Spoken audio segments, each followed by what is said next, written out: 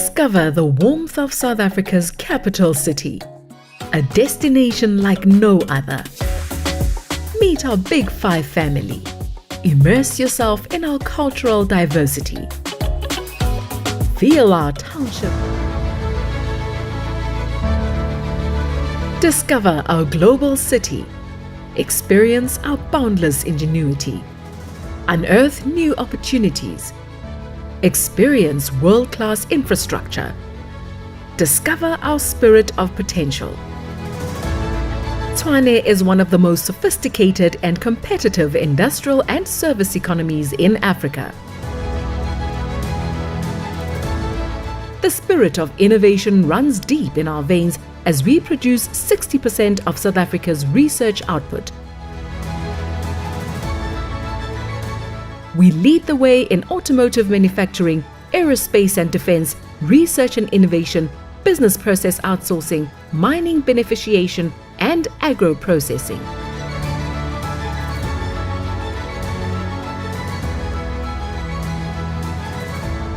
With many multinational and Johannesburg Stock Exchange listed companies having their domestic and global headquarters in Tshwane, investment opportunities abound. Tshwane boasts a world-class ICT infrastructure, having the largest deployment of free municipal Wi-Fi provided by a municipality in Africa, bridging the global information divide. This explosion of innovation has led to unprecedented growth in exports over the last decade, with Tshwane way ahead of the national growth level. Our key export products being automotive and automotive components. Centrally situated on our national road network, Tshwane is perfectly positioned and connected with our neighbors in the SADC region.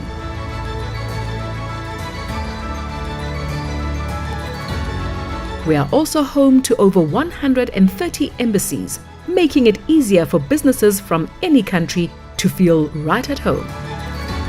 So, if ingenuity, infrastructure and investment opportunity is what you are after, make Tshwane your destination of choice.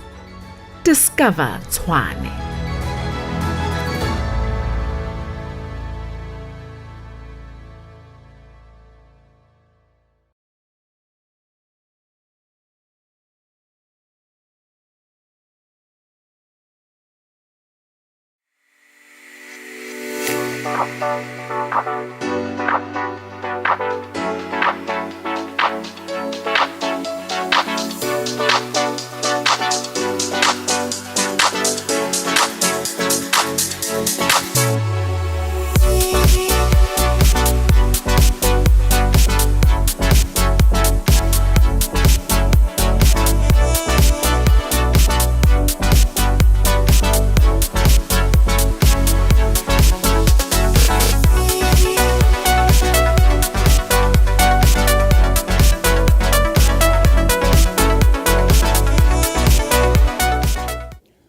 Hello everybody, welcome to this post-COVID-19 webinar brought to you by the City of Tshwane, in specific terms the Tshwane Economic Development Agency. It's good to have you with us for the next 2 hours, and if you don't mind, I'm going to take off the mask so you can hear me better. It's good to have you with us for the next 2 hours. We're going to be talking about how to maintain, gain and grow your market share as an entrepreneur after the pandemic, because the world as we know it has changed since 2020. My name is Victor Homoeswana and I'm very honored to be your host. And by the way, because we are doing webinars and we are online, I'm going to share with you some of the hashtags that you can use to join this conversation. So what are we doing here today? Courtesy of the Tshwane Economic Development Agency and the City of Tshwane, we're going to have 3 presentations, and those 3 presentations will be all about how you as an entrepreneur can maintain your business, grow your market share, remembering that, of course, there's life after the pandemic. There was the 2008 global credit crunch. We thought it was the end of the world. There was the Asian crisis in 1998. We thought it was the end of the world. I'm sure there was the 1929 crash in economic terms. People thought it was the end of the world as they knew it. But guess what? Life goes on and the show must go on. We have three brilliant speakers with you here today. We're going to be addressed by Dr. Roelof Botha, who's going to talk about the worldwide economic realities post-COVID-19.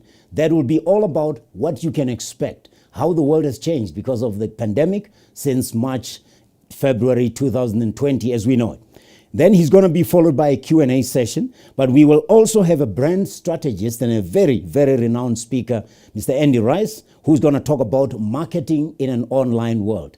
Business goes on, marketing goes on, advertising must continue. If anybody can talk to us about how to market in this virtual reality that we are living in, Andy Rice can. I'm sure you know him from his 702 Zeros and Heroes campaign that he co-hosts. And then we have somebody who's going to talk to us about the business-to-business platforms that can be appropriate for your online marketing. And he's an entrepreneur. He knows about this. He has done it for a very, very long time. His name is Robert Greyleg. They're all going to be joining us online except for Dr. Roelof Botha, who's going to be with us here in studio. But as I mentioned before, this is brought to you by the City of Tshwane, and specifically the Tshwane Economic Development Agency. By the way, before I forget, you want to join this conversation. There's hashtag Discover Tshwane, hashtag Discover Tshwane that we ask you to please use. Also use hashtag Invest in Tshwane. And of course, you can tag the City of Tshwane, you can tag Discover Tshwane. But this is brought to you by the Tshwane Economic Development Agency, as we like to call it, Teda. We welcome you, but before we do that, I have someone with me here who's going to be effectively my co-host, co-pilot. He's got 45 years of his life in the City of Tshwane, so he's a hardcore native of the city. He's an entrepreneur who holds a PhD in economics from the University of Pretoria. So he is as Pretoria as they come. His role has been providing economic research intelligence to the city for many years and investors to ensure that their businesses can flourish, just like we want yours to flourish. But at the moment, he's coming to us in his capacity as the acting CEO of Teda. His name is Dr. Lardo Stander. Dr. Stander, welcome. The show must go on, I suppose.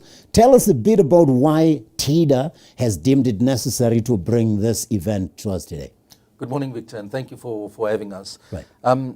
Teda is a municipal entity, and it's incorporated in terms of the Companies Act, and it's supposed to assist the city in delivering on its mandate with a specific focus on businesses and the business customers within the city. And we do this on a three-pronged approach. We promote investment opportunities in order for us to attract investment into the City of Tshwane.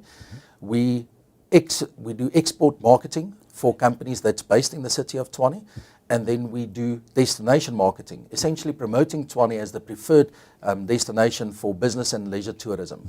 So Teda found it really useful to assist Tshwane-based companies understanding what the new economy is about and how to actually leverage the existing products and the existing brands to catapult them into this economy and to not stay behind and not to become too isolated during our handling of this pandemic, in order for them to grow their business, to employ more people, because what we do here is essentially trying to facilitate job creation. Right. As you know, job creation is an issue in South Africa and specifically in the City of Tshwane, and we're really trying to get businesses to flourish in order for them to take care of job creation.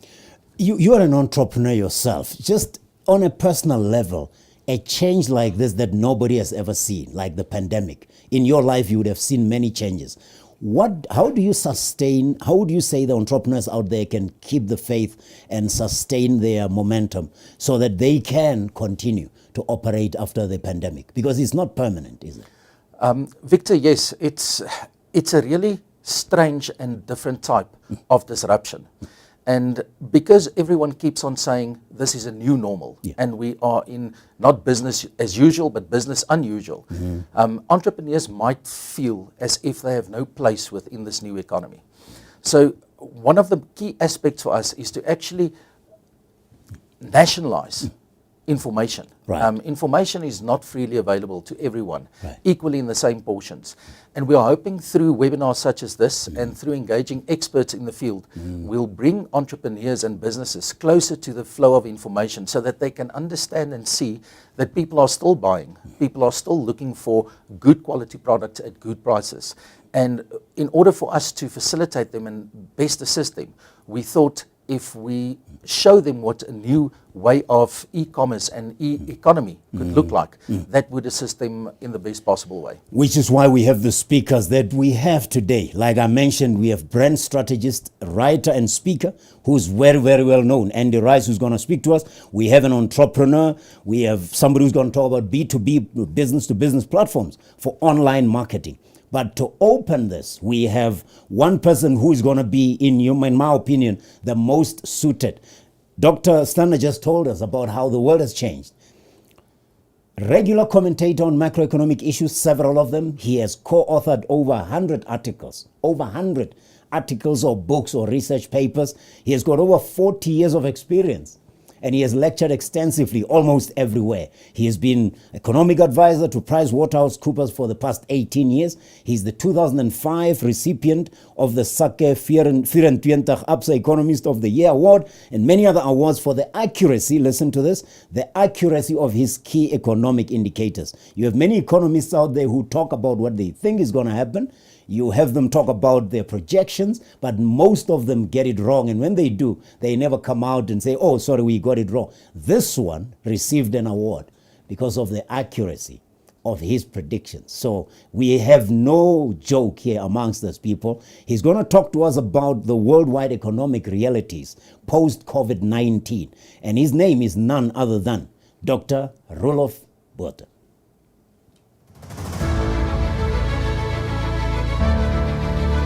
Discover our global city. Experience our boundless ingenuity.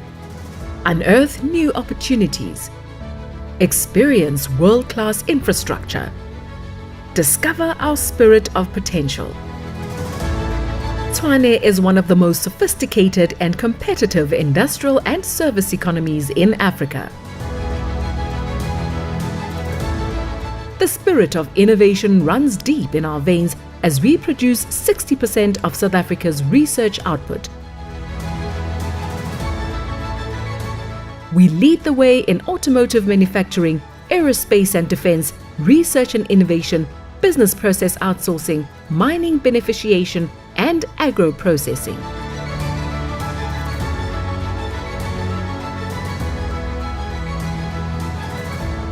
With many multinational and Johannesburg Stock Exchange listed companies having their domestic and global headquarters in Tshwane, investment opportunities abound.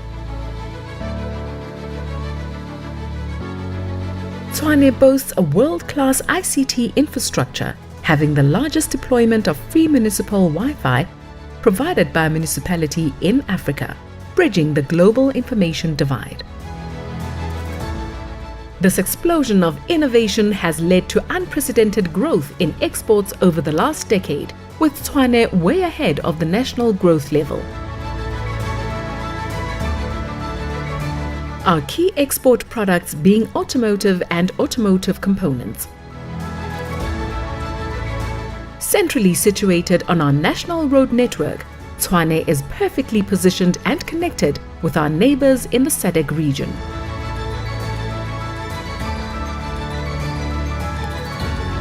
We are also home to over 130 embassies, making it easier for businesses from any country to feel right at home.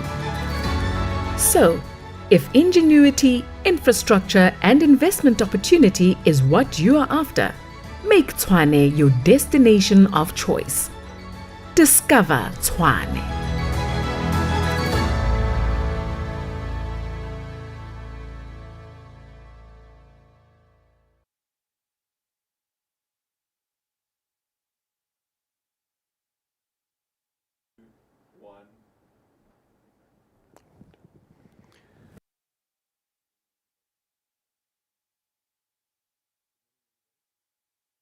For the entertainment now. I've got a bunch of slides to share with you, and hopefully there will be something from the macroeconomic environment that could also assist you with your planning going forward.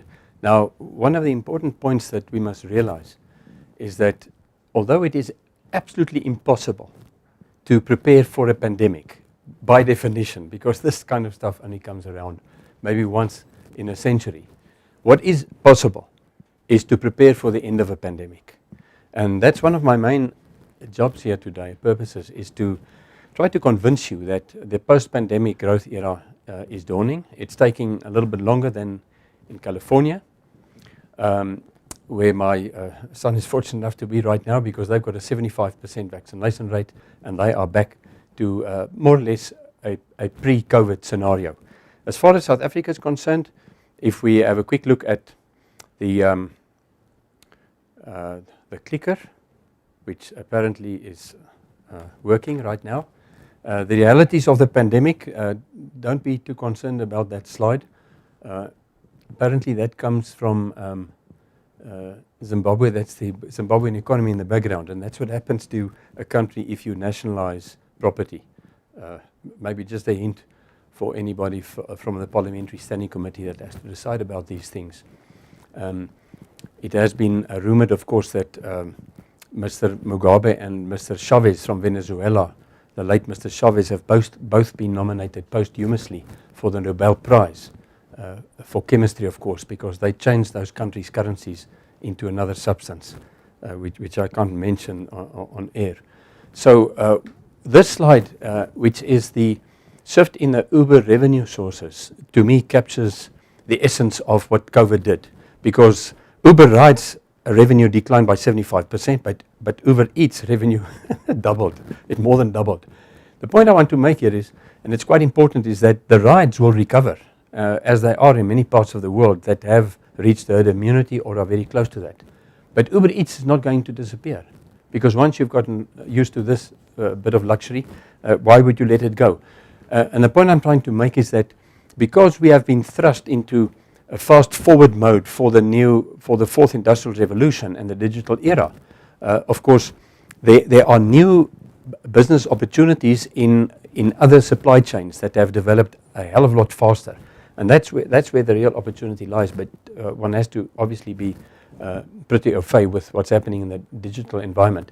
Unfortunately, the headings, since I sent the slides, have the font size has more or less disappeared, but this is the ratio of household debt to disposable income, and there you can clearly see that spike which happened in the second quarter of last year, and we are right back to more or less where we were in 2017, and this is not a problem. If your household debt disposable income ratio is below 100, it means essentially that you can repay all your debt within 1 year of your salary. What this currently tells you, it takes the average South African, if they were forced to repay their debt out of their income, it takes them 9 months. So this is certainly not a huge problem. This is quite intriguing. If you look at the year-on-year change in household expenditure items, food and beverages, there is no substitute for food. You cannot eat your cell phone. Communication, that was to be expected because of all the Zooming, etc. Education also took off. I think people realized that as a result of higher unemployment, what they should do right now is to start furthering their skills, because remember that in about, I would guess, a year from now, the biggest obstacle to further and more rapid economic growth in South Africa will in fact be a lack of skills. That is a very important consideration. So while there is a bit of a hiatus right now, if people are battling to find employment, if people are battling with their businesses, now is the time for reskilling. And obviously, as you can see, if you are in the restaurant industry, things will improve, make no mistake about that. It's our nature, it's human nature to socialize, and that will recover, but not, it won't be a full recovery in this year, certainly. So one has to be very careful with your own supply chain, in which sectors you are heavily involved, and it may be a good idea to start diversifying right now. If you look at your long-term insurance claims paid, that's the normal stuff when people go on retirement, when their annuities are maturing, etc. This has been a structural shift as opposed to surrenders. That is when you have a policy, you're still paying monthly or annually, whatever, and you decide you want to cash in, which is a very bad idea, because you are effectively losing, in some cases, maybe a decade or longer of exponential returns on your capital appreciation and, of course, on your dividends that you receive. And as we say at the Optimum Investment Group, I'm their economic advisor, we advise our clients, please try to make other plans, but that should be your last option, is to surrender in fact your policy. But this has, people were panicking, they wanted to get hold of cash for whatever reason. Total private sector credit extension, this is arguably the biggest single dilemma that we're facing right now, is that despite the lower interest rates, despite an uptick in mortgage loan advances, especially in the property sector, I think many of the viewers would have picked that up. But private sector credit growth has been lethargic, and this is actually a message to the Reserve Bank, is that inflation is comfortably in the target range. So what actually prevents? We have if you look at the repo rate minus inflation, I cannot understand why they don't lower interest rates just a little bit further. Lower interest rates have a very powerful effect on the economy, and we'll get to that a little bit later. But there are still some challenges, of course, outside of the COVID. One of them is the threat of radical land reform. I think we all know what happened to Zimbabwe.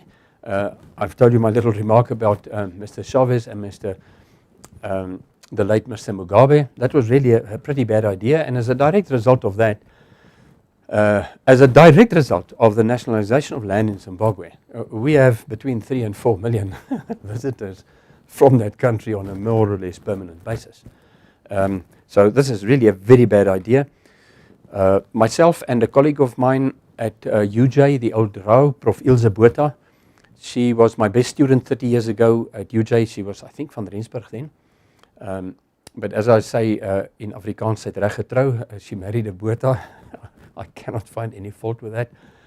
Lauren's husband works for Woolies. And she did an econometric analysis. She's an internationally acclaimed econometrician. And we asked the model to tell us what would happen to this economy if we do expropriation without comprehension. That's what I call it. It's called without compensation, but it has a debilitating effect on the economy, as you can clearly see if you take two different scenarios. It simply means that we go into a serious long-term recession, probably a depression, and ultimately, I'm guessing within 3 to 4 years, government will not have the fiscal resources to fund the welfare system. In other words, that means that 18 million people will not get their grants every month. I don't have to tell the viewers that that would be a catastrophe for this country. So hopefully somebody from the Parliamentary Standing Committee is looking at this data. This is a very dangerous environment, and they must be very careful with this issue.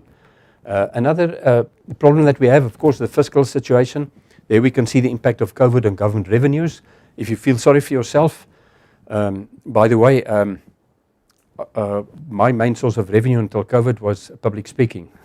Obviously, I need to do some research as well. And then the public went into hiding, so I don't have sympathy with anybody.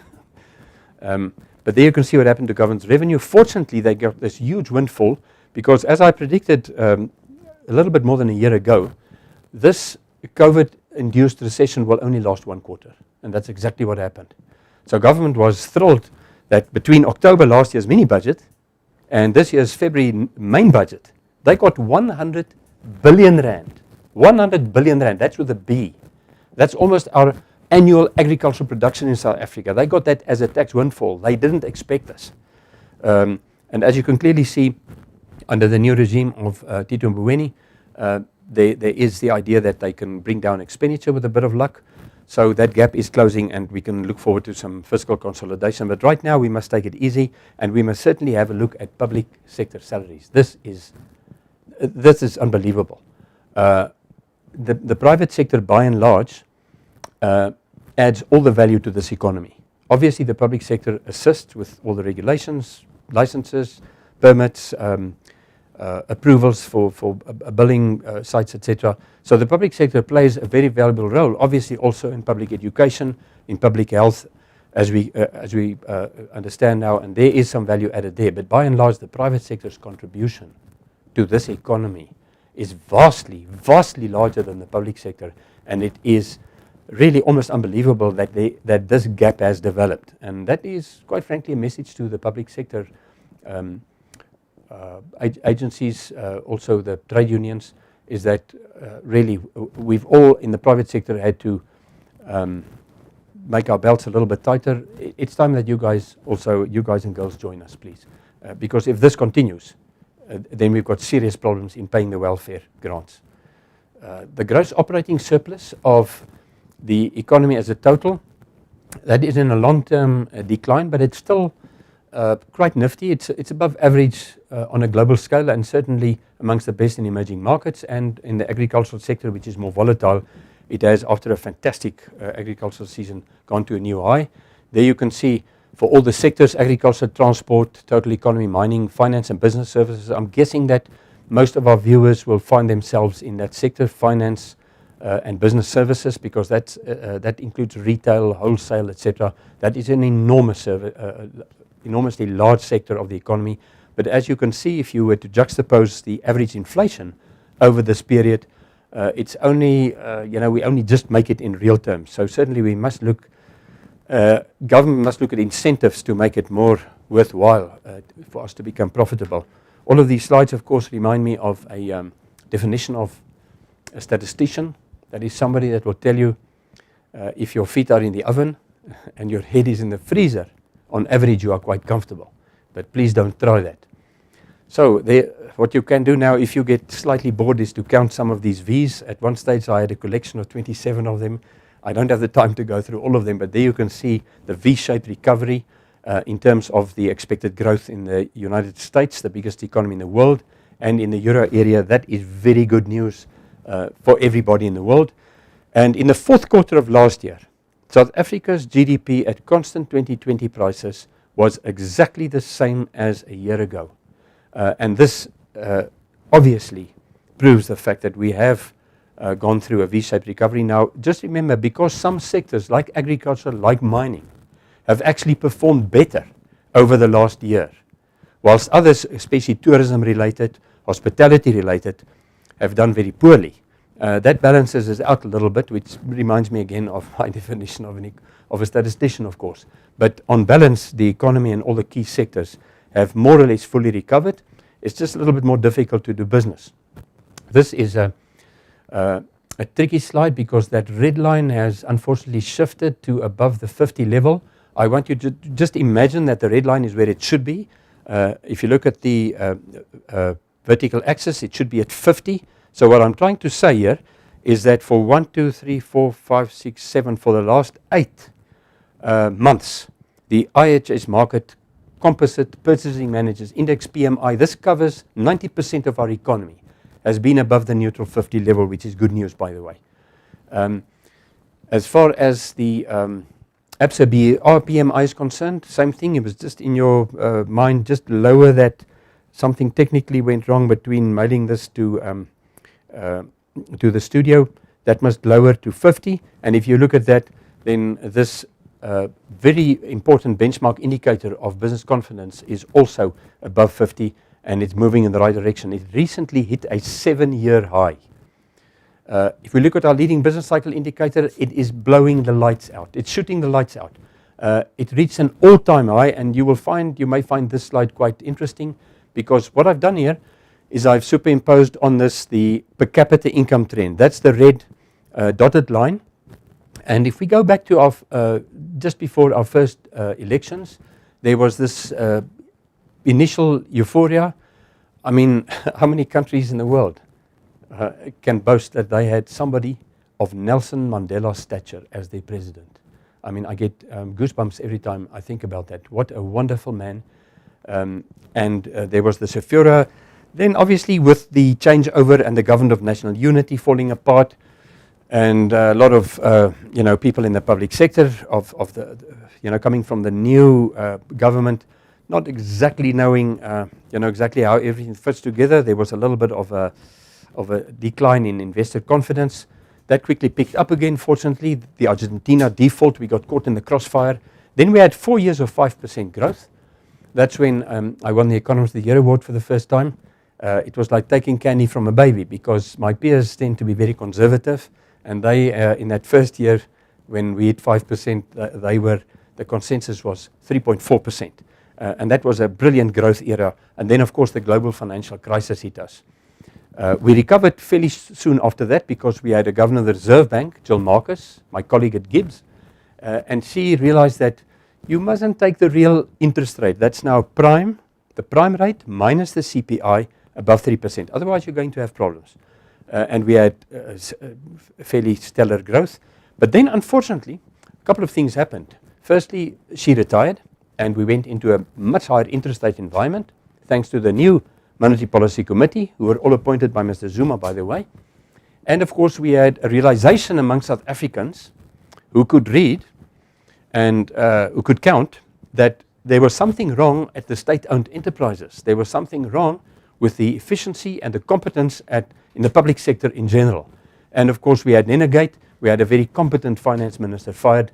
Unfortunately, the weekend special, which is Mr. van Rooyen, didn't last very long. And after that, we started improving again. And then, of course, there was Ramaphosa, followed by the pandemic. And there you have another V-shaped recovery, which is great news for us. The rand exchange rate, it is still 33% higher than it was in the beginning of April. It's on its way back to 14, possibly below that. This is something which I predicted as well in a survey, the research I did for the Penta Motor Group in Pretoria, and also for Currencies Direct. If you want to take all the hassle out of your foreign currency transactions, if you're a big player in that environment, then I can really recommend them. Currencies Direct, they are an international firm. They've got offices in Joburg and in Pretoria, and they fund they sponsor some of my exchange rate research together with Optimum Financial Services Group. The best performing currencies against the dollar, April 2020 to 31 May 2021. South Africa's currency is #1 in the world right now in terms of that, and that's why I've got my 95 World Cup tie on, for those of you that may have noticed this, because the Boks are also currently #1 in the world. And this tie got presented to me by Louis Late's son, Louis Jr., when he was one of my students here at UJ many years ago, and a very bright lad. He didn't attend all his classes, but he always came to see me just before a test, and I just gave him a crash course, and he was quite smart. He passed all his subjects. The fact that I had a VIP ticket to Ellis Park had nothing to do with that, of course. Formal employment, yes, we took a knock, let's face it, but we are slowly but surely picking up again. And it is the skilled professions, the skilled occupations that are benefiting from this especially. And that's why education, I think the Germans have an expression, education über alles. Education is very important, skills development. In this current environment, it's going to take us longer to reach herd immunity, so try to upskill if you can. The value of billing plans passed by larger municipalities, there's another V-shaped recovery. This is good news.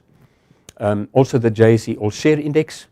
There's a cynical joke about how to make a small fortune on the stock exchange. You start with a big one, but that of course is absolute nonsense. If you had bought LC40 or Satrix 40 in March, April last year, you would have been smiling right now. We also see, as far as new vehicles sold are concerned, a V-shaped recovery, and that is gaining traction as our exports of vehicles also improve. Real value added, finance, property, and business services. As I said, this is the most comprehensive sector of the economy, and that has more than recovered from a year ago on a year-on-year basis. So it is a myth if people are telling you that the economy is down on its knees, it's going to take us years to recover. That may hold for one or two much smaller sectors because of the lockdown regulations, but it certainly does not hold for that sector as a whole. And one of the reasons why we've recovered so quickly, of course, is that we have these brilliant prices for our commodities. And it's not only platinum, it's not only iron ore, it's also processed food, it's agricultural products, it's raw materials, precious metals, beverages, and of course chemicals. Sasol is coming to the party again, and as a direct result of that, we've got a record-breaking performance for our exports and imports, an unbelievable trade balance. In the last 2 months, this country generated a 100 billion rand trade surplus. That is unprecedented. And as you can see here also, the performance has not only been limited to metals and minerals. Right, this is arguably one of the key slides, because we've seen a dramatic drop in the prime rate to 7%, which is the lowest in 50 years. The upper target range for the CPI is still way above the current CPI, which was languishing at 3%, and now it's picked up slightly to 4.4%. The US Federal Reserve is still confident that their increase in their inflation to 5% recently is only temporary, and it's as a result of supply chain disruptions. And what I've just said is quite important to small businesses, because when you have supply chain disruptions of this magnitude because of a pandemic, and it's uneven within jurisdictions, it's uneven within regions, and it's uneven throughout the whole world, then there are opportunities for companies and firms to move into those supply chains where there are temporary shortages because of inventory depletion, etc. So maybe that would require a bit of homework, of course, and a better understanding of the supply chains in the sector that you're operating in, but that is certainly something which you could look at. I don't think the inflation scenario in South Africa is of such a nature that we have to fear higher interest rates this year. I hope I'm correct on that one. If I had been Governor of the Reserve Bank, I would lower the prime rate to 6%, and I would send out a message that this will not change until the end of 2022, because that would certainly encourage a hell of a lot of investment in this economy. It would certainly lead to a new housing boom, and of course that would lead to construction activity increase, which is the most labor-intensive sector of the economy. So you create jobs, you broaden the tax base, and we can create a win-win situation. So hopefully somebody from the Reserve Bank is listening. Future scenarios, I'm almost finished. Some growth drivers, I just want to run through this very quickly. I've mentioned some of them already. Higher levels of business confidence, very low interest rates. Try to utilize that while you can. And very importantly, in the middle of this list, a paradigm shift in economic policy, emphasizing growth and job creation. I want our viewers to just remember that every time the lights go out, try to remember, where did this originate? What was the cause of this problem? The cause of this problem is that we had an executive leader of this country with the name of Jacob Zuma, who had one goal, one objective, and that's to try to stay out of jail. And in order to do that, he put his buddies, many of them apparently were ultimately crooks, into senior positions in the public sector and at the state-owned enterprises. And they had one objective, and that's to line their pockets. I think we understand what's happening. If you don't believe me, just what I've given you now is just a nutshell overview of the Zondo Commission, by the way. So there's prima facie evidence for everything I've just said.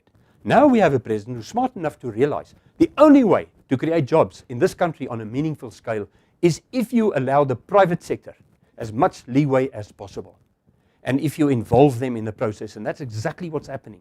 But it's happening slowly, and COVID has not helped us. But I think that is arguably one of the biggest positives right now, is that we have a paradigm shift in economic policy towards emphasizing growth and job creation, and not cadre deployment or whatever other ideological objectives.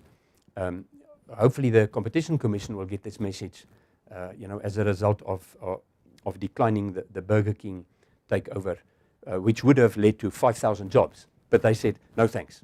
The B equity is not in order. This kind of stuff must change quite quickly. Otherwise, we're not going to create the jobs that we want. And for my final slide, which seems to be eluding me, there we go. I finished this at about 12:30 this morning. After much research, I'm confident that there are 3 scenarios, but these are the outliers. There are also options in between scenarios 1 and 2, and in between scenarios 2 and 3, but not beyond 1 and not below 3 as far as I'm concerned. So there are 4 key areas here of interest. Progress with vaccinations, fiscal stability and government's fiscal ability to progress with the 340 billion rand infrastructure program. Monetary policy, what's going to happen to interest rates? That is very important. And of course, deregulation. An economy cannot grow if you are stifled with all these unnecessary regulations. So in scenario 1, there's progress with deregulation. We've seen positive moves right now with the lifting of the ceiling on renewable energy procurement by individual companies. I see mining companies are already grabbing that opportunity. This is great news. It takes it takes the heat off Eskom. Excuse the pun. So if we have an accommodating monetary policy, which means that interest rates stay where they are or they are lowered further, there's progress with deregulation, and the economy continues growing at the rate it is growing right now, there will be tax windfalls, and we could grow in the next 6 to 18 months by between 6 and 7%. That is not impossible.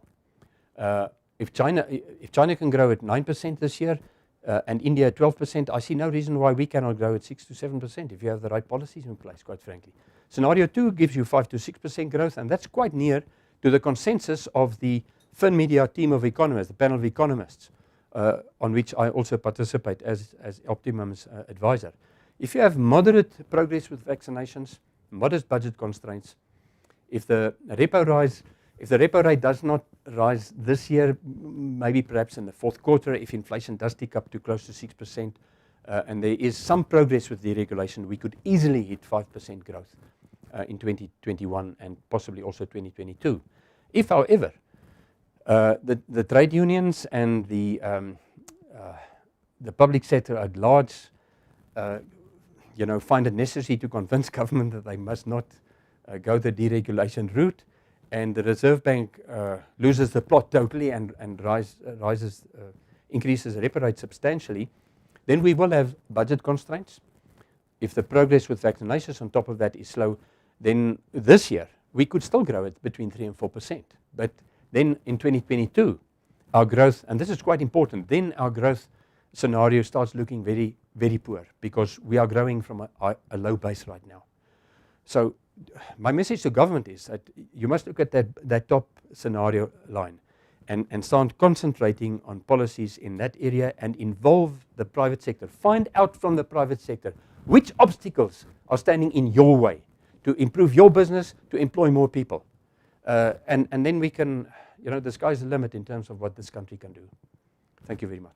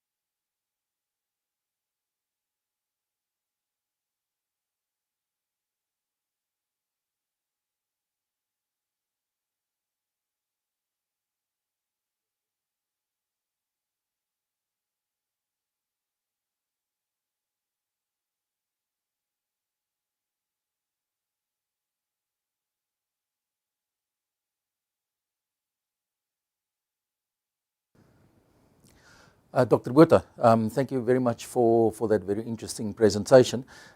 We had two questions from our listeners. The one is, it would seem as if economic growth is certain, but the listener wants to ask, is this sustainable for the next year? And how do you see the growth path going forward? Yes, of course. Forecasting is difficult, especially about the future. So it's a little bit tricky. But I want to revert back to that scenario one of mine. If government can just involve the private sector to a larger extent to get to the herd immunity a lot faster, there is so much pent-up demand in this economy. And last year you had a decline in inventories of 165 billion rand. I mean, that is unprecedented. The average change in inventories in the previous decade in a year was less than 10 billion. Now we had minus 165. And that's where the supply chain constraints, but also some opportunities come from. So just building up those inventories again, which won't happen this year. I mean, it's going to take us the better part of 2 to 3 years to get back to where we are on inventory level side. That already guarantees you some momentum going into 2022.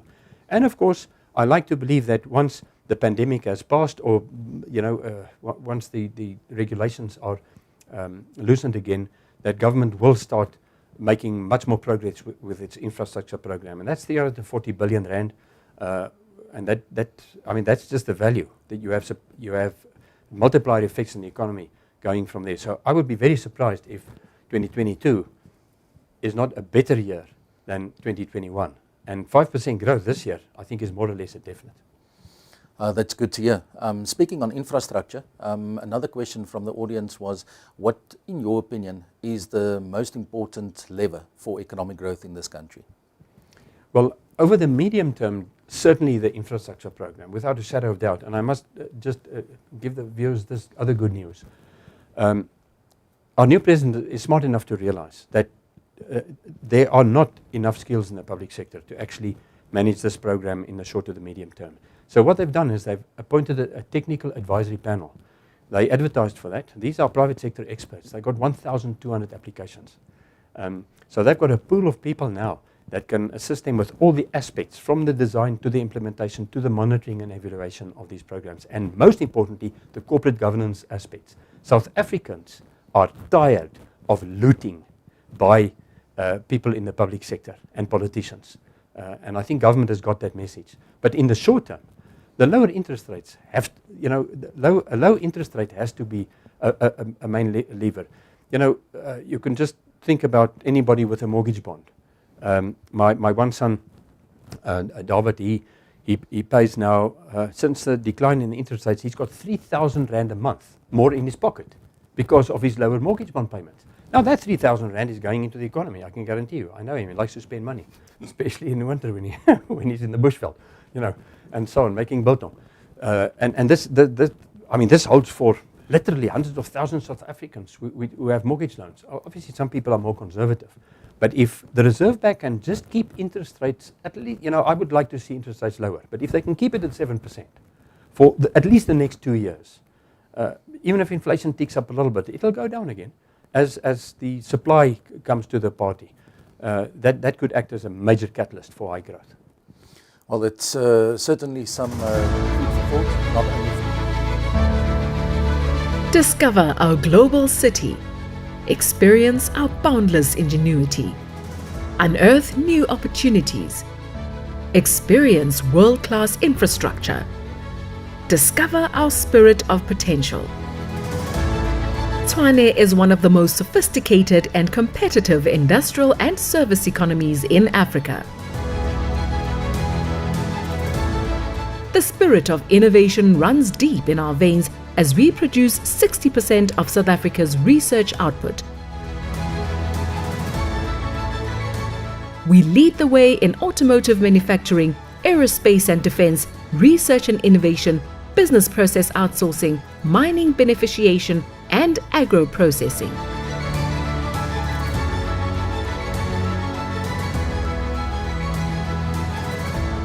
With many multinational and Johannesburg Stock Exchange listed companies having their domestic and global headquarters in Tshwane, investment opportunities abound. Tshwane boasts a world-class ICT infrastructure, having the largest deployment of free municipal Wi-Fi provided by a municipality in Africa, bridging the global information divide. This explosion of innovation has led to unprecedented growth in exports over the last decade, with Tshwane way ahead of the national growth level. Our key export products being automotive and automotive components. Centrally situated on our national road network, Tshwane is perfectly positioned and connected with our neighbors in the SADC region.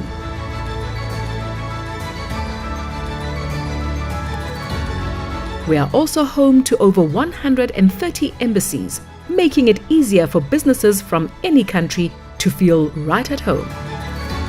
So, if ingenuity, infrastructure and investment opportunity is what you are after, make Tshwane your destination of choice. Discover Tshwane.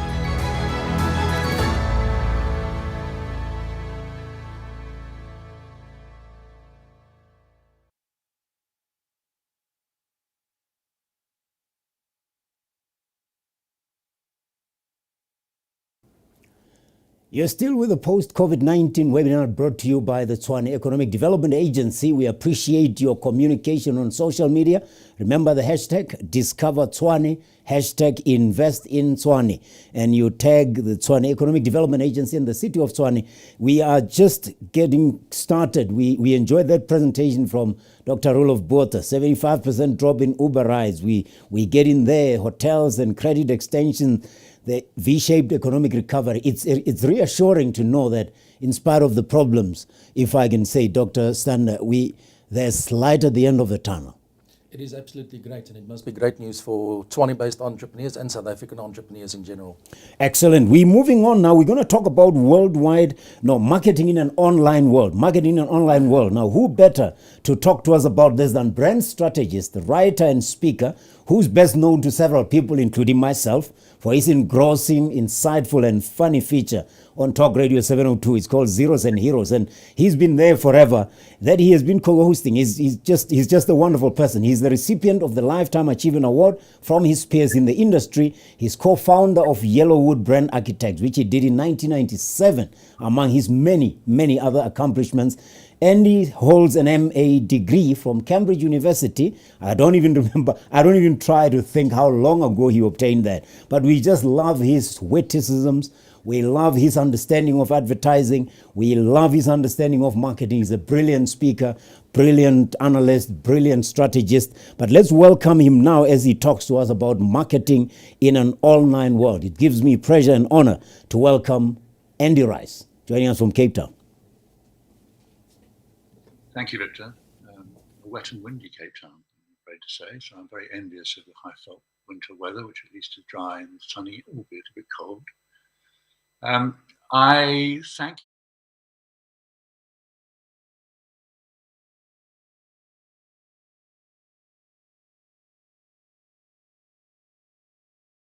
you of material which you can, I hope, find memorable and useful, because it is quite easy sometimes in these kind of fora to be overwhelmed by the content. I have to say the content of my predecessor at the podium, Dr. Botha, was fabulously uplifting. It's so really great to hear a speaker who has such a undeniably positive outlook on the future of the country. We're too easily branded as merchants of doom.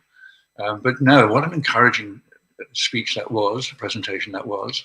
And let's hope that the positive macroeconomic benefits that he outlined for us will cascade over into the more micro area of marketing and branding and building individual businesses, because that's really what I want to try and focus on today. And it's particularly important, I think, to consider the topic and then specifically the title, because I think it's marketing in an online world is subtly different from online marketing in this new world of ours.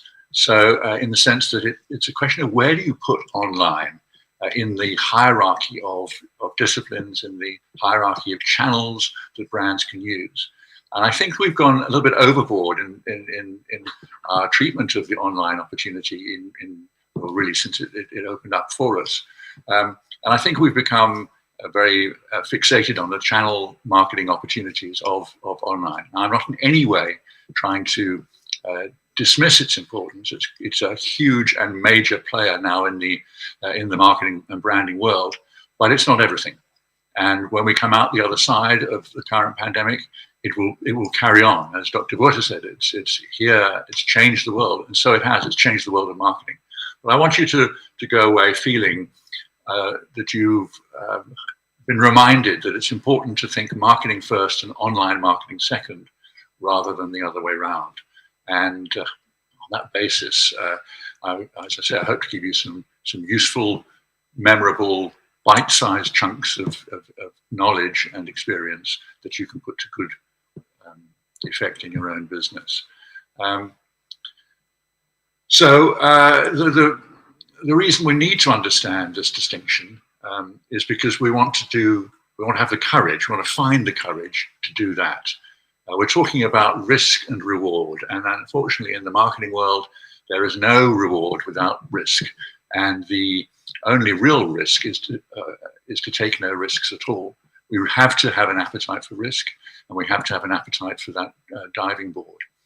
And if I could just tell you a little anecdote about Microsoft, the second or third largest company in the world.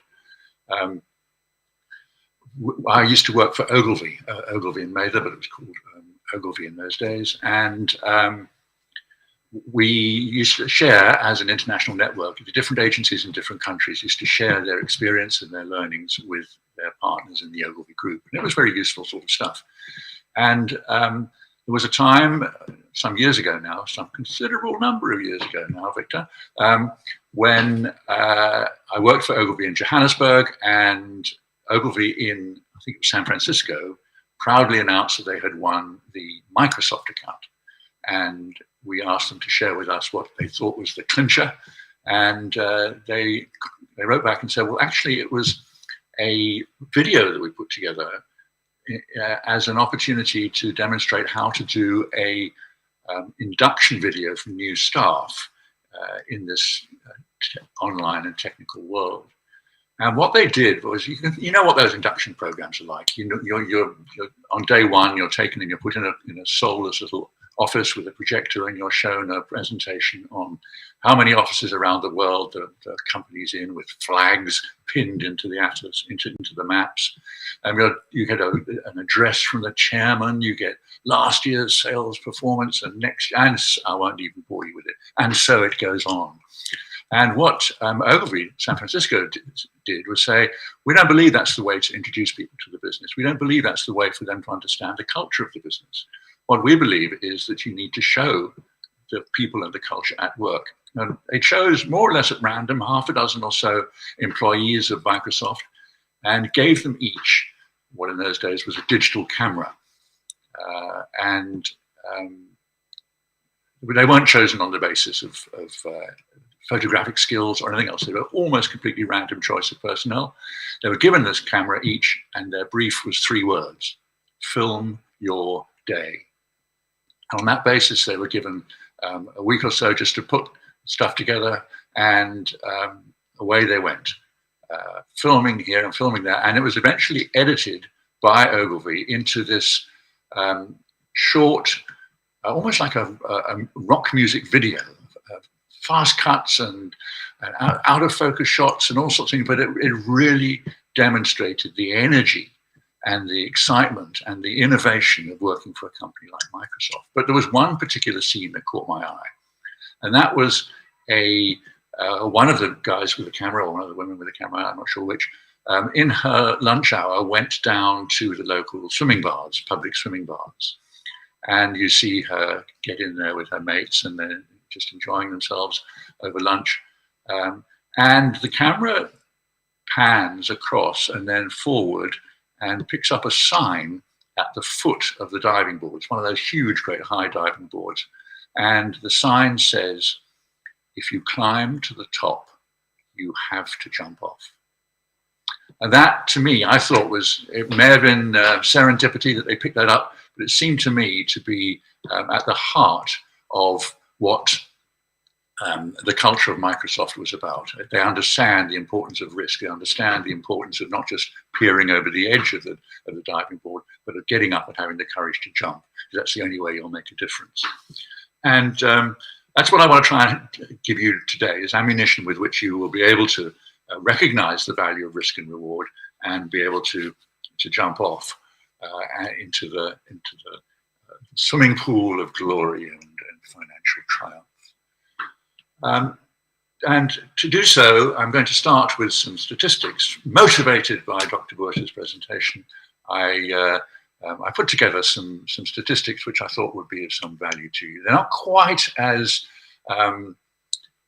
significant globally or even nationally as the kind of stuff that Dr. Buerte was putting together, but let's have a look at them anyway, because I do have a point to make here. And that is that I discovered on looking around the interweb that business books are a massive, great sector of the publishing industry. And just in America alone, it seemed that there were about 12,000 business how-to books, marketing and general business, published every year. And if one says that there are usually about 50,000 words in a book of that form, then there's a total word count you're facing of some 600 million words. If you have an average reading speed of 200 words per minute, then your total reading time required to get through all of these books in a year is 3 million minutes. And that equates to 50,000 hours or 5.7 years non-stop. Well, you know, from here, you can do one of two things. You can either come back and see me in 5.7 years' time, having read them all, and impress me with your knowledge of marketing theory and practice, or you can take away just 4 words. That's all. 4 words, which I think will, if you just remember them and think about them whenever you're faced with any great marketing decisions, I think you'll agree that this is a definition of marketing which we all need to have. There are as many definitions of marketing out there as there are experts, strategists like myself, whatever, and it doesn't help that we all think differently about what is marketing. So what I'm saying to you is these 4 words will make a big difference when it comes to understanding what marketing is, and will remind you, will nudge you into the right direction. So then we are all on the same page, because at the moment I'm not even sure we're reading the same book. So let's look at those 4 words and just understand what's behind them. The first one is profitably. This is a definition of marketing, remember. So profitably is there because it's important to remember, and this is really directed at the non-marketers or in the audience as much as the marketers, that marketing is a commercial discipline. It's a discipline that delivers measurable financial results, directly or indirectly. So marketing is a profitable exercise. And if it's not profitable in your particular business's case, then you should be asking yourself why you're doing marketing at all, or at the very least, what are you doing that's apparently fundamentally wrong? Because there are marketing opportunities everywhere. The idea that have I lost the link? It does seem to me I may have done. Anyone tell me? Sorry. Well, I'm going to carry on in the hope that it is all okay. So the first of those 4 words, rather than the 600 million that we had before, is profitably. Second one is fulfilling. There's a old saying that don't make promises you can't keep. The importance of fulfilling is that you are actually delivering on your promise, and you're making sure that the interest and the desire that your brand has generated is fulfilled because it's available in whatever form or place it needs to be. So you need to fulfill the promise that you're making. Unmet, well, that's to remind ourselves that Me Too brands, as they're so-called Me Too brands, are of no great long-term potential, because all they're doing is replicating something that's there already, and the market knows that they've got that. I hear people say, "Well, let's do what Procter & Gamble did because they're conspicuously successful." Well, I would say that the market doesn't need another Procter & Gamble. It needs someone approaching the needs of the prospective market sector with imagination and innovation and creativity and an understanding of something a little different to what the market has traditionally been offered. So that takes us in turn to the 4th one, which is needs, as I mentioned. And there's a big difference between needs and wants. And I think it's quite important to understand that big difference so that we know that we're addressing something much deeper, something much more that resonates with human psychology, something that really is what we want, what we need, and not just something we would quite like to have or want, because that need is attached in some way to a fundamental human need. So let me give you an example of what I mean by that, and then we'll move on from the 4 words that make up marketing into some quotations that I hope you will enjoy. So My story about needs versus wants is one that concerns Omo, the Unilever washing powder brand. And yes, I know that every time I make a presentation, it seems that I squeeze Omo into there somewhere, but that's because it's a great case study. And Unilever were faced with a situation where they needed to find a new opportunity for Omo, a new positioning for the brand. And what they did was they conducted some global research, because it's a global brand, and they spoke to their target audience, which is generally speaking young mothers and housewives, but can also be broadened to parenting in general. And they asked them, what is important to you? Not anything about their their clothes washing habits, or anything about keeping the home clean. The critical question that they were asked was about their higher level needs. What do they really need? And their answer was consistent from whatever market, whatever age group, whatever country. We learned that what they were looking for was to give their kids the opportunity to start their lives more firmly and successfully than they as parents had. To give their kids a chance to get on in the world. And armed with that knowledge, the next question that Unilever asked themselves were, well, how do we put this insight, this primacy of children into our branding, and how does that affect what we offer Omo? Well, what they then discovered was, looking at children and parents, the importance of play.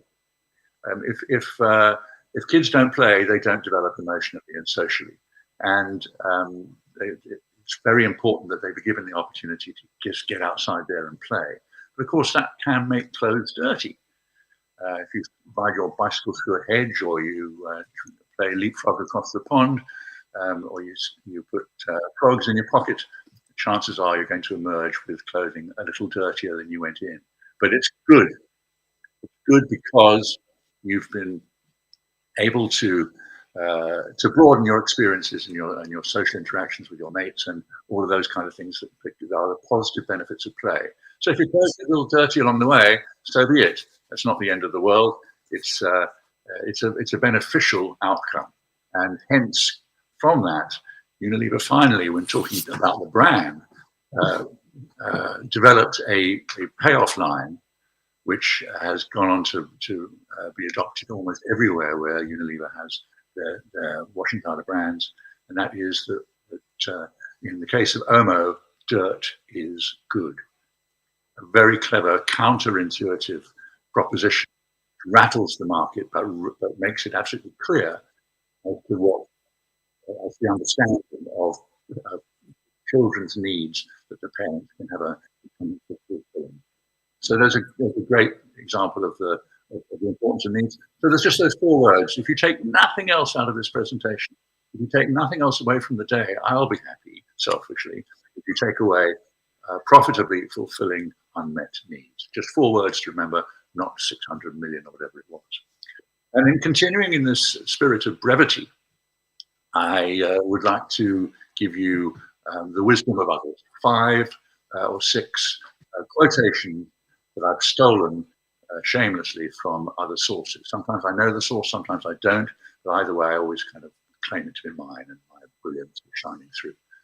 In practice, of course, people far wiser than me have written these words, and I've simply borrowed them. But there's 5 quotations. If you can remember those 4 words and 5 quotations, then we are probably getting close to a very successful morning from a brand marketing point of view. So going right to the heart of the online issue, here's the first quotation. Marketers don't make viral campaigns. Consumers make campaigns viral. That's a nicely written, elegantly controversial statement. Marketers don't make viral campaigns, consumers make campaigns viral. It's because you see so many briefs that go to an ad agency or to any kind of marketing partner that says, create me a viral campaign. As if it's something you just choose, well, I'll go viral or not go viral. There's only one viral, sadly, in town at the moment, and we're trying to get rid of that one. And fingers crossed we will do so in the same kind of time frame that Dr. Burta was mentioning. So what you have to do is to I'll come to this next one in a moment. Go back to the previous one. How are we doing for time? The importance of viral is not as a brief, it's as a recognition of the success of a campaign. So if you take something like the good example of Homo Dirt is Good, that's the kind of campaign that people share virally. They send them around. And the important thing is they're not doing so because it's a particular piece of brand advertising or telling them about a product. It is because it's something that they have been entertained by. I was speaking on 702 last week about a campaign called Dumb Ways to Die. That was a hugely successful campaign put out by, would you believe, the Melbourne, in Australia, the Melbourne Trains or Railways Authority, to get people to stop taking risks by jumping into the train. But Dumb Ways to Die was a piece of animated fun. Look it up if you have a moment, it's worth it. And it was just passed on because it was something that will give people a moment of escapism and a smile and a laugh. And that became a viral campaign with literally hundreds of millions of sharing because it was good, because it was entertainment. And along the way, it told hundreds of millions of people about the risks of not being safety conscious when trains are around, they're bigger than you. So that's the first of the 5 quotes. I think is marketers don't make viral campaigns, consumers make campaigns viral. Let's move on to the second one, which is about strategy, which is my kind of business. And this is from David Ogilvy. It would be important not to overlook David Ogilvy's contribution in any list of wise sayings. You'll probably find him there. And his observation is that strategy is about sacrifice. Therefore, in strategy terms, it's about reducing, and reducing further. Your message is so pointed that it has to go home, hit home. I'm just going to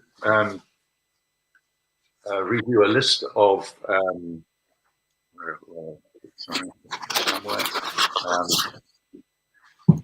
on 702, one of the things I do is I choose a hero and a zero. And a few weeks ago, I chose as a zero a radio campaign for a truck. I'm not going to reveal the brand again now, but in a 30-second advertisement on radio, they mentioned 9 separate attributes they wanted to get through about the brand.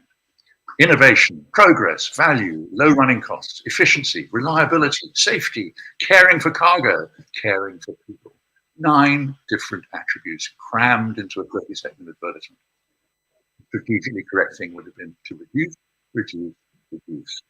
My old boss at Ogilvy, the great Robin Putter, he used to say to me that strategy is like having a whole bunch of tennis balls. If you throw 6 at me, I'll drop them. If you throw 1 at me, I'll catch it. Actually, in my case, I wouldn't have done, but I mean that's a commentary on my sporting ability, not on the thinking behind the analogy. But there it is, absolutely correct. Throw 6 tennis balls at me, and I won't remember or I won't catch any of them. Strategies at me, throw 6 attributes at me, and I won't remember. Strategy is reduce, reduce, reduce. You have to sacrifice along the way. The next one is one I've used for a long time, which is about marketing in difficult conditions. And this is an old Swedish proverb, I'm assured. There's no such thing as bad weather, only bad clothing. And that's a fantastic observation. There are the Swedes who wake up every morning to 10-foot snowdrifts outside their homes.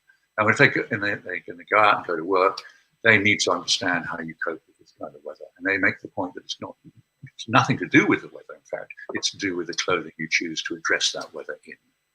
And it's obviously very relevant in current circumstances, in global pandemic, but it was equally relevant in 2008 for the last crisis that Dr. Burter highlighted.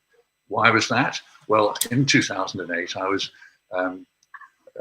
trying to draw up a little article about marketing in difficult times, and I went to see a past colleague of mine called Mike Abel, and he had just started an advertising agency.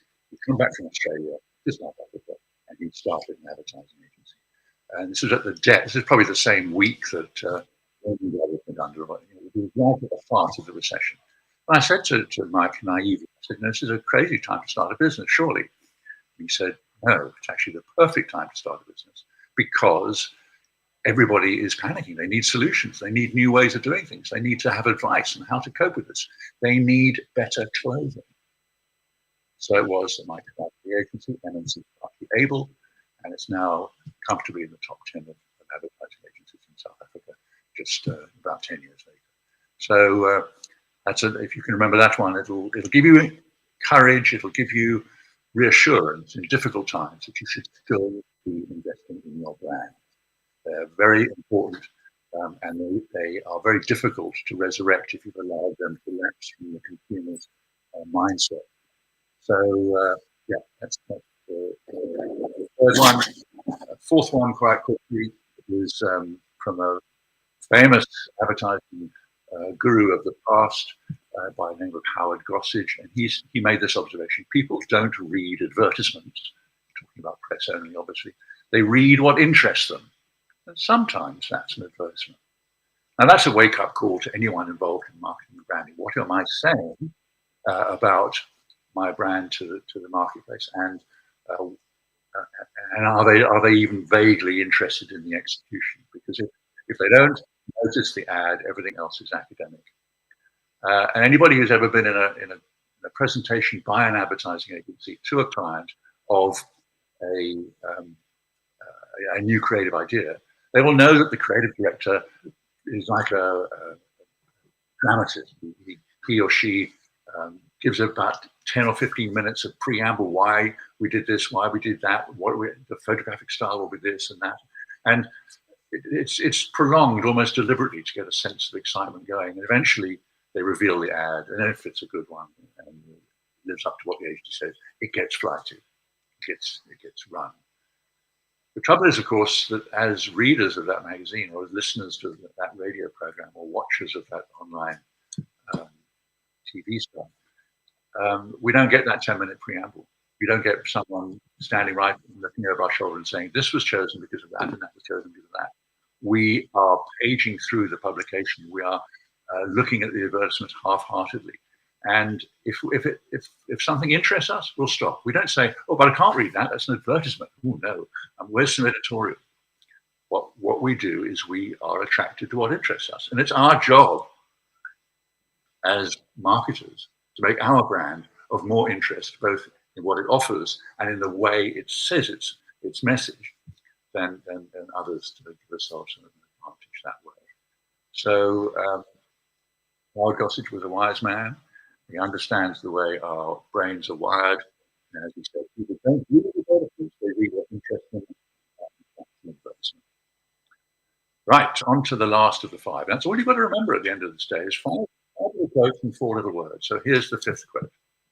Strategy without implementation is a daydream. Implementation without strategy is a nightmare. Think that through and you'll see how wise that is.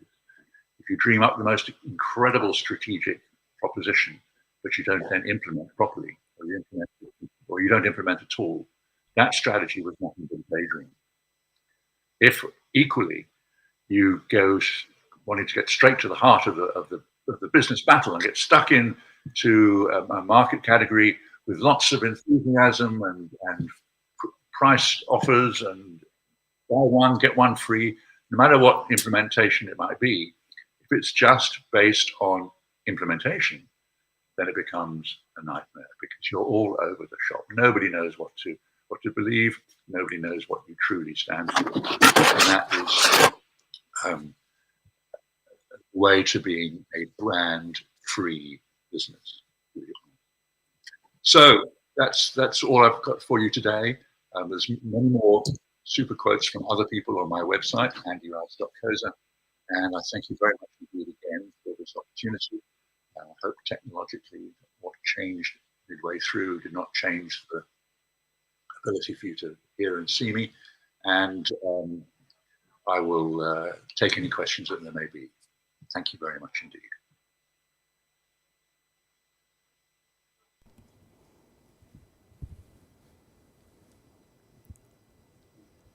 with you, Victor. Go. All right, thank you, Andy. Thank you very much. Just on the point of quotes and quips and all that, I mean, I remember somebody called what, John Wanamaker, who said half the money I spend on advertising is wasted. The only problem is I don't know which half that is. Yeah. So I may end up cutting the wrong half or cutting the wrong quarter. These quotes that you mentioned, is there one that is most important in your view? I know which one I like, but is there one that you'd say people listening to you today they can forget everything else but remember that? I mean, that's your business. What would you say the most important is? I would think if you were to take one word or one quote away from this presentation, it would be something along the lines of a brand is a promise made and a promise kept. That's implicit in all of the quotes I've presented. It's implicit in the marketing definition, those 4 words. But a promise made is a promise kept. Actually gets to the heart of saying, I know what my brand stands for and I know how to deliver against it. Because if your marketing is good, your advertising is great, then people will try out your product sooner. And if they find it deficient, then you're in trouble. In other words, great marketing can accelerate the demise of a flawed product. And that is clearly a route you don't want to take. So keep those promises. There was a American folk singer called Tim Hardin who had a big hit with a song called Don't Make Promises You Can't Keep. And I'm with him. Or over-promise and under-deliver. Thank you very much, Andy Rice. You're my advertising and branding hero. That's it. Dr. Stander, just listening to Andy Rice now talk about advertising and cutting one half of advertising, you at the City of Tshwane and the spirit in which you're organizing this event when people would just want to switch off and say, hey, it's all doom and gloom. Is that more or less the thinking? From our side and from Teda's side, definitely not. We have tried to use the pandemic and the different versions of lockdown as an opportunity for us to really ramp up our advertising, our promotion activities, as well as our brand awareness. So if you think back to the 3 legs I discussed of Teda, right, we have discovered Tshwane. As our customers discover Tshwane, we are working hard to get them to invest in Tshwane. And as they invest in Tshwane, we are working really hard to catapult them into the export market. So therefore we have a Made in Tshwane brand tagline. So we have really refocused on advertising and branding, and we are trying to assist Tshwane-based companies to really understand that last part of the last quote of Mr. Rice, strategy without implementation becomes a nightmare. Yeah. So we are trying to get our companies to understand that the branding and the promising has to be backed by implementation. Right. Majestic City of Tshwane, never let a good crisis go to waste. There, in the words of Dr. Lardo Stander, you remember Andy Rice's words, strategy without implementation is a daydream, and implementation without strategy is a nightmare. Which one do you prefer? Neither, if you ask me. We appreciate your tweets. We appreciate all the communication. Hashtag Discover Tshwane, hashtag Invest in Tshwane. Keep those comments and tweets coming. Communicate, and let's keep the spirit alive. We move into the last speaker of the day. This one is an entrepreneur and an experienced account manager with a background in marketing and advertising. He has strong skills in search engine optimization, digital trust strategy, performance management, advertising, you name it, he has it. He has 15 years of sales professional experience rooted in the printed media, which led him into the digital media space. So it's a natural evolution. From always innovative solutions, let's welcome our third speaker, who's going to talk about B2B platforms for online marketing, and his name is Robert Hreilen.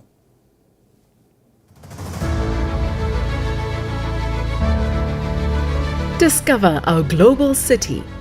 Experience our boundless ingenuity. Unearth new opportunities. Experience world-class infrastructure. Discover our spirit of potential. Tshwane is one of the most sophisticated and competitive industrial and service economies in Africa. The spirit of innovation runs deep in our veins as we produce 60% of South Africa's research output.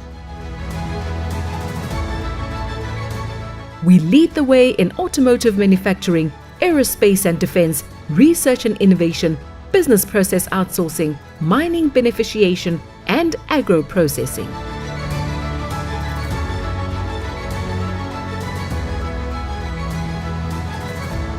With many multinational and Johannesburg Stock Exchange listed companies having their domestic and global headquarters in Tshwane, investment opportunities abound.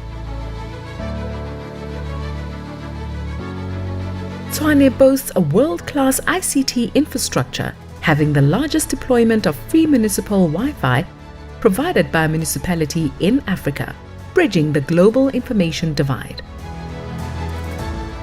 This explosion of innovation has led to unprecedented growth in exports over the last decade, with Tshwane way ahead of the national growth level.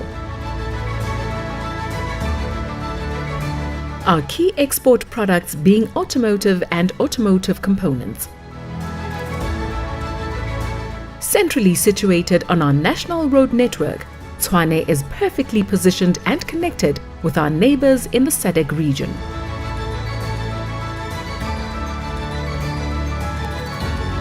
We are also home to over 130 embassies, making it easier for businesses from any country to feel right at home. So, if ingenuity, infrastructure and investment opportunity is what you are after, make Tshwane your destination of choice. Discover Tshwane.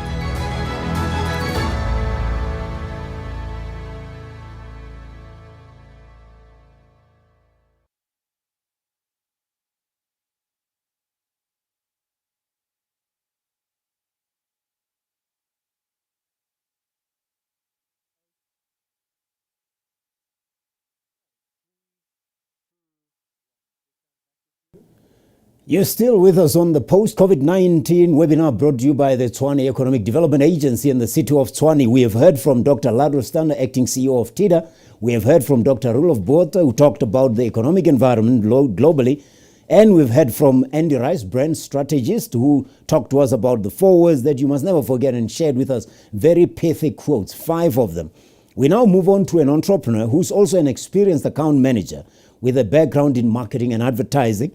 He has a strong set of skills in search engine optimization. He knows digital strategy. He knows performance marketing, advertising, you name it, he has it. He's got 15 years of sales experience professionally, rooted in the printed media, but as all things evolve, he has evolved into the digital media landscape. From Always Innovative Solutions, let's welcome Robert Greylan. Hi there, good afternoon, Victor, to you, the previous speakers, and to the viewers. Thank you to Teda for the opportunity to present some effective ways to increase your online market share. We can just begin with our slides.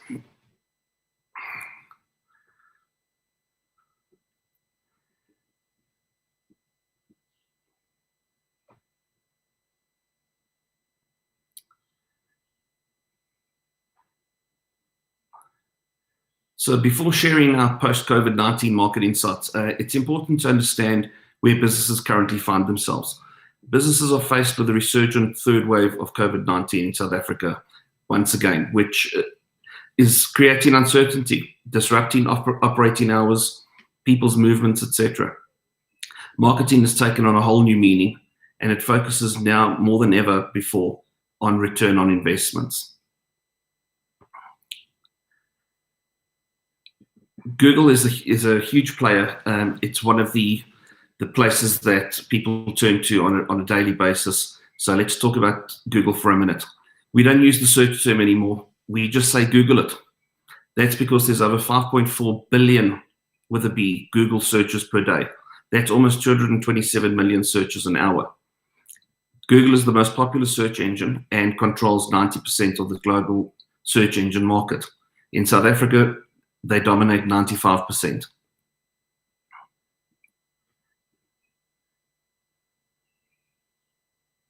There's certainly an advantage for small business to maintain their presence on the Google search platform. A wonderful tool to actually do this is Google My Business. What Google My Business is a tool that actually helps small businesses in managing how their business appears on Google search and maps.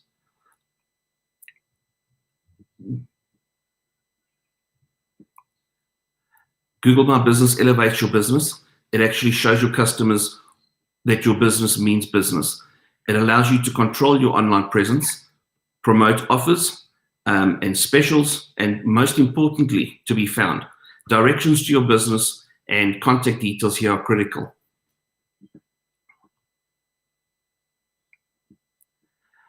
Google My Business has a user dashboard which helps you update your listings to ensure that your information reflects correctly, and it allows you to add your products and services that you offer, including simple things like updating your operating hours, which in these times is really important. People don't want to dash out unnecessarily. They need to know that you would actually be there, and they'll be able to make use of your services timelessly. Google My Business even allows you to post specials. As you can see, one of the clients that we deal with, they have about 100 stores in South Africa, and they utilize this feature to post competitions, to post specials, etc., and to stay in touch with their clients. And all of this is free on Google.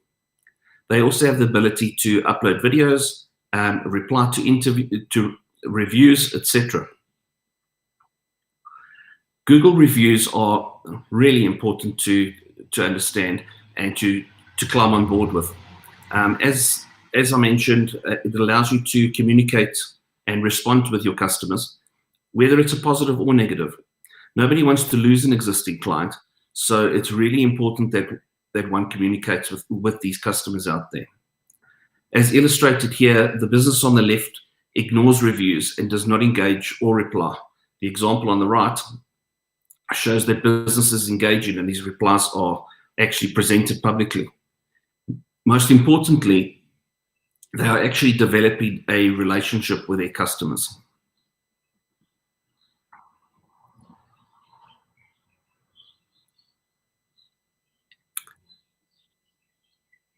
Your website, that is basically your digital company on the interweb.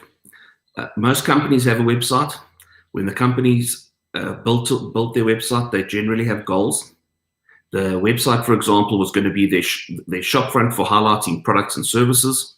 Their websites were going to keep customers updated about product enhancements and projects that they've completed, etc. Sadly, a lot of these goals are not met because companies tend to forget about maintaining their websites, which result in stale content and losing that online relevance they once had. What we are currently seeing, and one of the most important post-COVID marketing trends, is that companies are finally revamping their websites, understanding that digital is the only option in many cases for them to reach their customers. And while these clients are doing research and searching for services, you want to be relevant and appear on the first page of Google.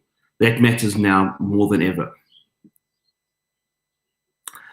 This is where SEO comes in.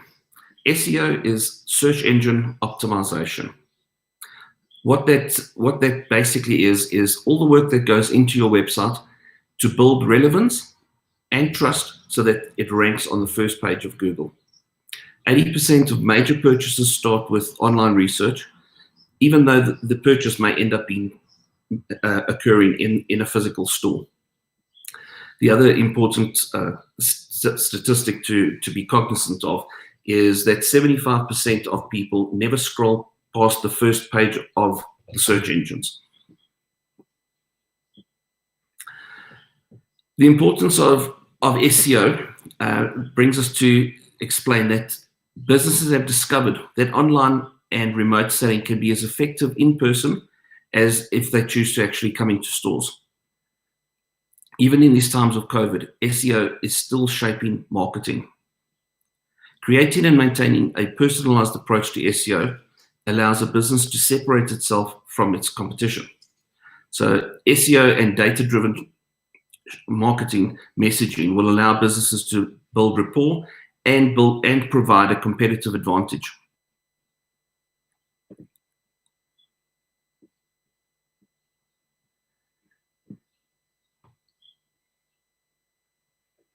Just like the Google My Business, good SEO companies will provide you with a dashboard, helping you to select relevant keywords, monitor the progress of these keywords.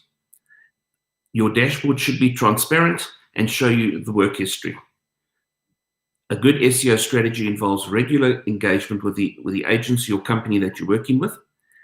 I can't stress the importance of SEO because you do want to rank organically on Google.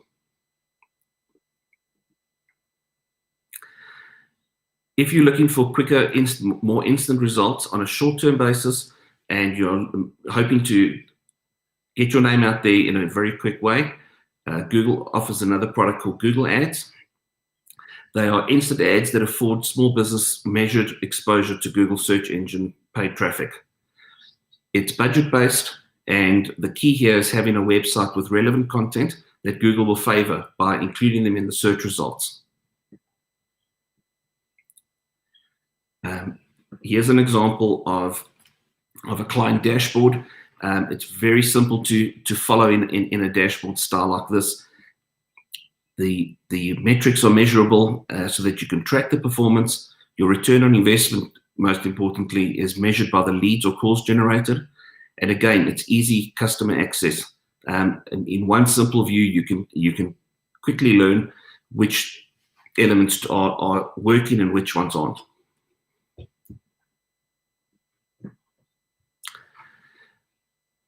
Call Tracker is another lead management tool that we use in our business. Call Tracker helps small businesses with lead management tools to help them with database building, and helps identify missed calls and offers proof of return for your marketing. So this is really important, whereby you can actually go in and listen to phone calls. You can listen to the phone calls from a quality perspective to ensure that your staff are handling these leads that are coming into your business effectively. And this gives you a really good tool to monitor all the activity and to actually break it down further. When it comes to e-commerce, this is a simple definition for those who don't know what e-commerce is that it is the buying and selling of goods on service via the internet. Simple as that. And the transfer of money and data to complete the sales. So everything is actually, the offer and the sale is concluded online. The money is exchanged online. And in South Africa, we've noticed that the popular e-commerce platforms are Shopify and WooCommerce. The bigger players would be companies like Magento. When creating your e-store, be sure to choose a payment gateway that provides you with the best deal. Spending time doing your research will pay off later, and the same goes with your logistical partner. The number of e-commerce users in South Africa is expected to grow by 44% to a maximum of 32 million users in South Africa by 2024. That is a huge amount of customers that are moving online, that are searching online and are getting more comfortable with actually making these purchases. Some more interesting stats here in South Africa. 22 million e-commerce users in 2020, and the e-commerce penetration is 37%. 64% of people research the internet before a purchase.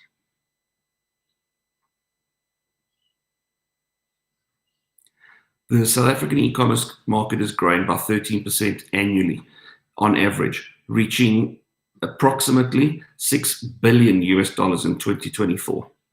This is simply a market that you cannot afford not to get into if you want to remain relevant in the marketplace in South Africa and get your business online. When it comes to marketplaces, that they appear in two different guises. We have business to business marketplaces as well as business to consumer. An example of a B2C business to consumer would be Takealot, one of our favorite new hobbies. They generally move fast moving goods. They have millions of registered buyers who are hungry for new products and services.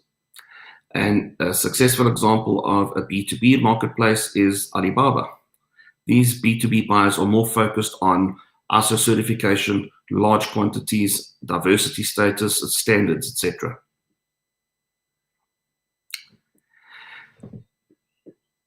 The main drivers of online shopping are delivery and convenience. What a McKinsey research has found lately is that businesses and their customers prefer the new digital reality.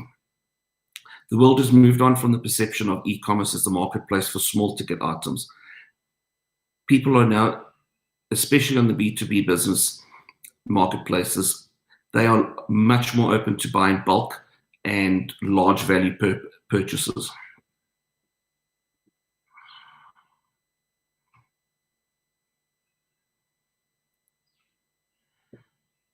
B2B, why B2B? 150 million buyers from 190 countries. These are huge numbers, absolutely huge numbers. When it comes to B2C, we can just click on to the next slide. One of these advantages of launching on a marketplace that is a B2C is they handle all the logistics and delivery of your product to your customers. This generally requires you to simply ship your stock to their distribution center and they handle the rest. All you need to do is understand the fees, make sure what monthly subscription fees, warehousing fees, and storage fees, etc.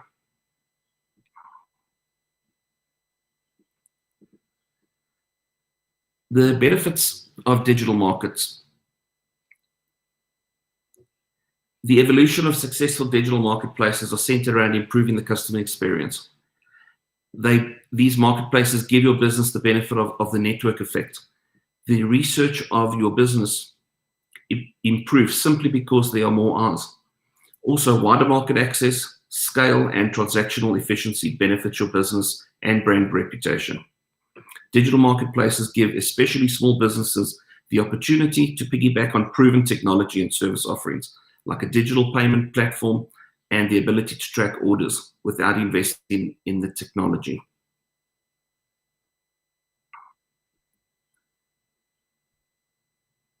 And that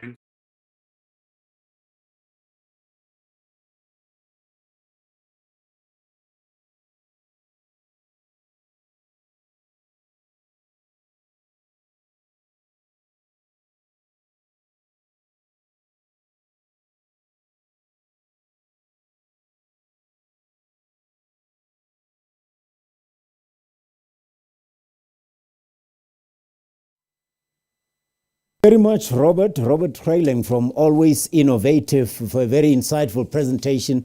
We appreciate you joining us. But there's something that people like myself or the technophobes always don't understand.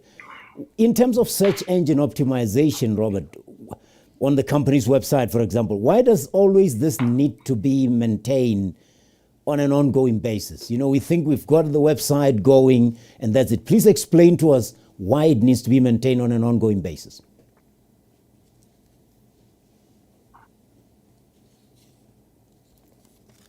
Robert? Hi there, Victor. Well, basically, your competitors are always on the lookout to increase their market share. And besides this, Google also has multiple updates that occurs every year, between 150 and some years up to about 300 updates. So that essentially is the SEO work that continues to be done on a monthly basis. The purpose of that is to actually keep your website relevant and to make sure that your competitors, you're actually keeping up to date with them in a competitive strategy. All right. Thank you very much. From Always Innovative, Key Account Manager, Senior Key Account Manager and his name is Robert Greiling. Thank you for joining us and for your presentation. Very insightful. We're going to be taking a short break, and after this we talk to Acting Executive in charge of Trade and Investment at the Tshwane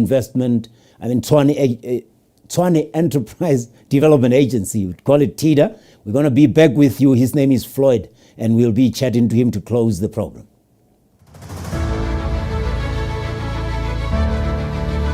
Discover our global city. Experience our boundless ingenuity. Unearth new opportunities. Experience world-class infrastructure. Discover our spirit of potential. Tshwane is one of the most sophisticated and competitive industrial and service economies in Africa. The spirit of innovation runs deep in our veins as we produce 60% of South Africa's research output. We lead the way in automotive manufacturing, aerospace and defense, research and innovation, business process outsourcing, mining beneficiation, and agro-processing.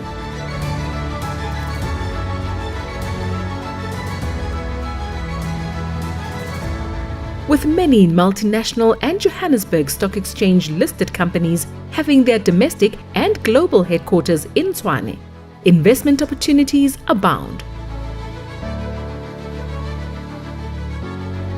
Tshwane boasts a world-class ICT infrastructure, having the largest deployment of free municipal Wi-Fi provided by a municipality in Africa, bridging the global information divide. This explosion of innovation has led to unprecedented growth in exports over the last decade, with Tshwane way ahead of the national growth level. Our key export products being automotive and automotive components. Centrally situated on our national road network, Tshwane is perfectly positioned and connected with our neighbors in the SADC region.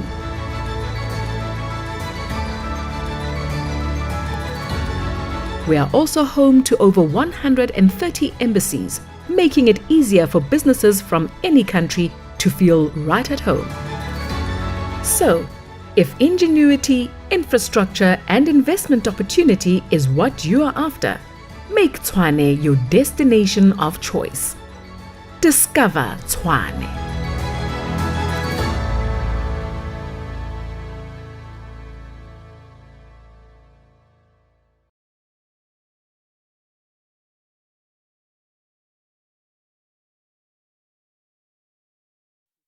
We're in the final lap of the post-COVID-19 webinar brought to you by Teda, the Tshwane Economic Development Agency. I think I got the abbreviation wrong. Sometimes when the acronym works, stick to it. Am I right? I'm with the acting executive trade and investment here from Teda, Floyd Mologo. Did I get the acronym right? Yes, you did get it right. Okay. It's Tshwane Economic Development Agency. I at one point call it Enterprise Development Agency. No, it's Tshwane Economic Development Agency, which is an entity of the city of Tshwane. Yeah, we've come to the end of this, but what did it take to pull it together? We know Teda is there, we know the city is there, but what did it take to pull this together, if you can acknowledge some of the role players in this? Actually, I would like to take this opportunity to thank the colleagues at the city of Tshwane, and most importantly, our speakers who responded to our call to embrace the event, and once more to take the opportunity to thank all the participants, especially our companies. We had companies who were attending our other session in Mozambique, and then they have to also participate on this one. I would like to take this opportunity and also to thank Space for putting together this event, and mostly and yourself as well. Exactly. Okay, you see, I asked for it. I was fishing for this, fishing for the compliment. I was thinking, this man gonna forget me. Okay. Yeah. Anyway, what do you take out of this? You put this together with a strategic intent, an objective. What do you take out of it? Actually, from myself personally, I've learned two things. The first one is that as per the presentation of Dr. Roloff Botha, that the low interest rate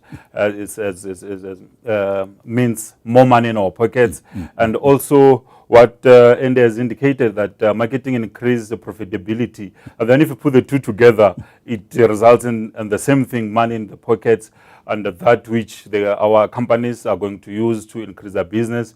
And now that they're facing, we're all facing the pandemic, is quite critical that we have sessions like this that our companies are going to benefit. And most critically, the presentation by Robert, which in essence, without it, then no matter how much the product is, but you need to go out there, brand your products, put your website together so that it can be attractive in the eye of prospective buyers. Mm-hmm.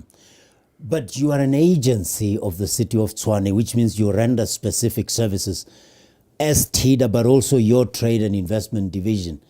What can you say to the people tuned into this about what is available for them in general and in the context of COVID? Okay, no, thank you. Actually, we are an entity of Tshwane, as we've indicated. Then our mandate is to facilitate trade and investment into the city of Tshwane. Then what we do that free of charge. We don't charge companies because that's a public good. But what we do under trade, starting with trade, is that we assist our companies to export their products to other markets. As I've indicated earlier, we currently have one session taking place in Mozambique, where we had a 16-strong company participating. We had also have the luxury of the president, who is in Mozambique, to visit our stand there, inspect some of the products for our companies. But on the investment side of things, we encourage, not only encourage, but also go out and attract foreign direct investment to come and invest in the city. We, as you may know, we have the currently construction taking place at the Tshwane Automotive SEZ. We have attracted some of the investment. The companies are investing there. But that all in all, it will increase to employment opportunities for our local community, which is at the heart of the Tshwane. And that on its own will also increase the economy of the city of Tshwane and that of South Africa. Yeah, in closing, the tone of the presentation was one of optimism and possibilities. What is your observation been? How have you experienced this recovery in the context of trade and investment in Tshwane compared to this time last year? Let's say this time it was quite difficult because we didn't know where to touch and what to do, but now we've learned a lot. It was also the reason why we came with this concept to have this webinar to assist our companies, because we have noted that the economy is picking up a little bit, though at a snail pace, but at least we're moving forward. As you recall, Martin Luther said, if you cannot crawl, at least, actually, if you cannot run, you should walk, or if you cannot walk, you should crawl, but at least you should keep moving forward. Whatever you do. Yes, whatever we do, you just need to keep on moving forward. It is our view as Teda and as Tshwane that through these interventions, we'll be assisting our companies to take some leaf out of it and to implement it. Because if they don't implement it, it's like going to the best doctor, but you don't drink the medication. You will never get healed. We expect our companies to learn to take some lessons out of it, and most critically, to implement it in their business. From the nation's capital, we thank Trade and Investment Acting Executive at the Tshwane Economic Development Agency, Teda, Floyd Moloko. Thank you. Thank you very much for joining us. Okay, no, thank you once more. All right, we're closing, folks. It's been a wonderful and insightful day. Thanks, first of all, to Dr. Lardo Stanner, who spoke in as the acting CEO of Teda. We also appreciate Dr. Rolof Botha, the economist, the most accurate predictions that he has accumulated, winning an award for. We liked brand strategist Andy Rice and his very pithy and insightful quotes that he shared with us, and I'll share my one in closing. And, of course, from Always Innovative, we appreciate the Senior Key Account Manager, Robert Greiling. Let me just say this. A man who stops advertising to save money is like someone who stops the clock to save the time. These aren't my words. They are the words of Henry Ford. He said that. But in just recognizing what the spirit of entrepreneurship is about, let's just consider the following quotes. I'm going to just use them to close. Every time you state what you have or you want to believe, you are the first to hear it. Every time you state what you want or believe, you are the first to hear it. It's a message to both you and others about what you think is possible. So, don't put a ceiling on yourself.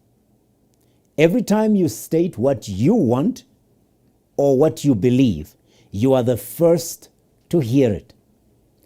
It's a message to both you, the speaker, and to others about what you think is possible. Therefore, do not put a ceiling on yourself. Who said that? Oprah Winfrey. So as entrepreneurs, what makes you entrepreneurial is that ability to rise above hostilities, is to turn a crisis like COVID-19 into an opportunity, is to find a different way, an innovative way of doing something, is to look at an obstacle and say, I can get around it, I can go over it, I can go under it, I can push through it. But whatever you do, giving up or quitting is not what you're known for. So this webinar was just one way of the city of Tshwane, Teda particularly, saying to you, what you know is possible, what you want is a message to both yourself and to the world out there. You never know who's listening. You never know who might believe you. So in this post-pandemic situation, what is called the new normal, we have learned about the most important way that you are never too secure to be innovative. We have found ways to do things in a different way. We have learned to adapt to the new normal, but most of all, we have stayed alive. And what entrepreneurs like yourselves are doing is what we appreciate. Thank you very much.